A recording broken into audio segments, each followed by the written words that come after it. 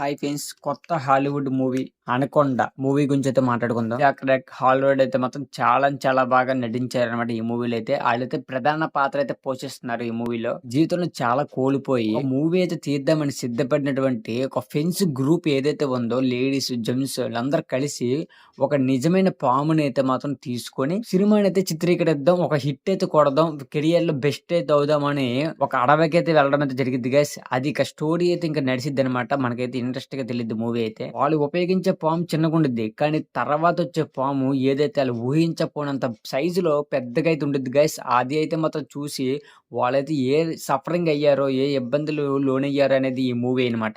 Jack back ఉండడం వల్ల ఈ మూవీలో అయితే కామెడీ అనేది బాగా అయితే మాత్రం పెట్టడం అయితే జరిగింది. కొన్ని చోట్ల గ్రాఫిక్స్ అనేది మనకి ఈజీగా అయితే అర్థమైపోయింది గైస్.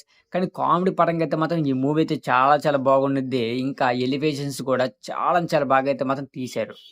కంపోజిషన్స్ అండ్ లైటింగ్స్ అయితే మాత్రం ఈ మూవీకి మ్యాచింగ్ అవ్వలేదు. దాన్ని బట్టి మనకైతే మాత్రం డమ్మీ పాము, ఒక గ్రాఫిక్స్ పాము అయితే మనకు కనిపిస్తుందని మనకు అర్థమైపోయింది. ఏదో ఒక సినిమాకి వెళ్ళాలనుకున్నట్లయితే అనకొండ మూవీకి అయితే వెళ్ళిపోండి. డెఫినెట్లీగా అయితే మాత్రం మీకు అయితే కొద్ది నచ్చిద్ది.